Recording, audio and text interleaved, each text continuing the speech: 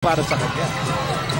Here's James Yap, and right now there is pressure on Pure Foods to keep Wellcoat at bay. Pasok dyan yung frustration. Isang bagay na medyo kailangan i-eliminate mo kung gusto mo makabalik sa laro ito. Lalo na, pag ganyan titirahan ka harap-harapan ni James Yap, nakaka-frustrate lalo yan. Back-to-back baskets by James Yap.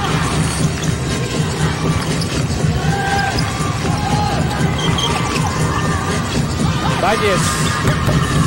Not answer back. J.R. Reyes blocked by Martin Chandler. New shot clock for Wellcoat. Nakigil J.R. Reyes and he scores. Not giving up despite being blocked by Martin Chandler. J.R. Reyes going baseline, getting the basket. Cuts down the lead to 14, 85-71. J.R. Reyes with 10 points in the ball game. Here's James Yap once again. Over to Salvador. Open shot. Just hitting the open man.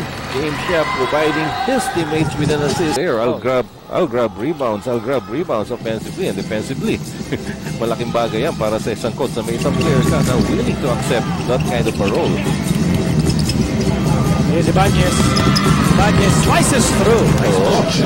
Against the defense of James Yap, Jaire Bañez, 16 points lang kinakamada nitong batang ito. Now we'll find out if Wellcoat can speed it up the pace here. Make some stops. James Yap goes right, misses, rebound for Wainwright.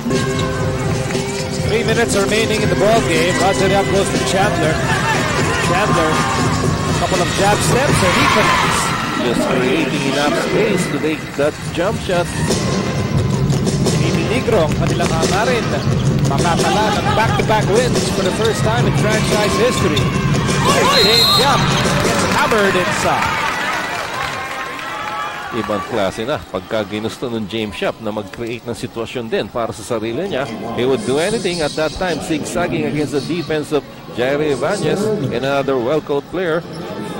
Going to the basket, he was fouled, will take free throws. At sayang yung pagkakataon kanina ng Wellcoat na lumapit pa. Pero they did not get the points na talagang kailangan nila nung naghahabol sila.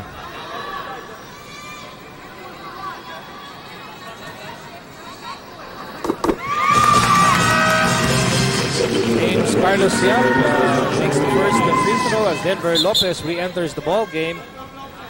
Coming in for Jaire Ibanez, who gave a valiant effort tonight.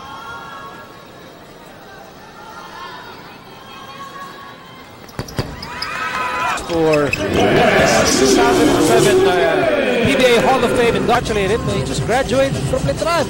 Congratulations, graduating with a degree in BS.